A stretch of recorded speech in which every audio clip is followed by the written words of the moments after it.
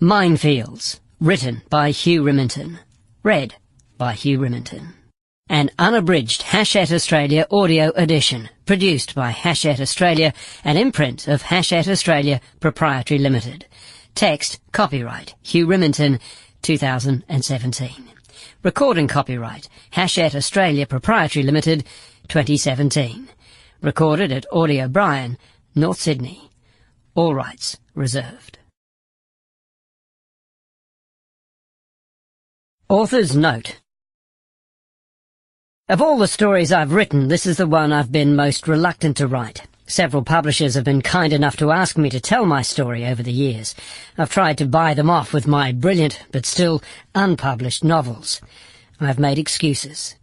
The Best Reporter's memoirs are wonderful. Books by Richard Kapuscinski, Anthony Lloyd, Fergal Keane, Edward Bear, Philip Knightley are among my favourites.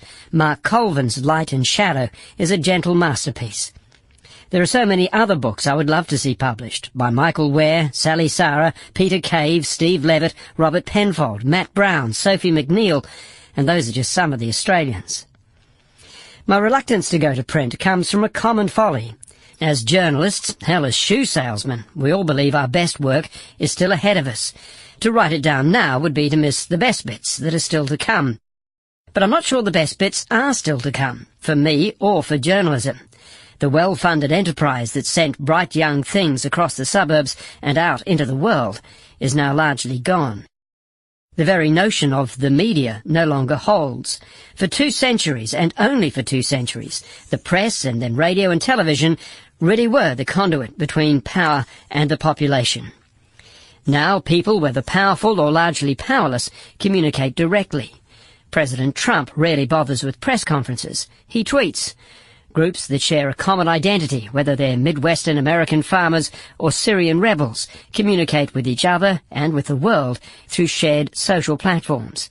Journalists are left taking notes and trying to catch up. There are strengths in this new world. Many people feel empowered by hearing their perspectives amplified when previously they felt marginalised and ignored. This is the best of it.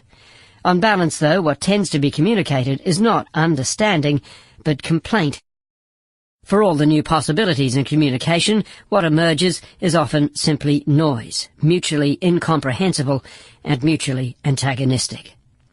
In part, this book is motivated by a desire to explain a world that has all but passed. Much of what happened in these pages took place before the digital age, before social media or even cell phones. It was a time when a reporter might decide to disappear into the back blocks of Africa and turn up days or weeks later with stories. Sample complete. Ready to continue?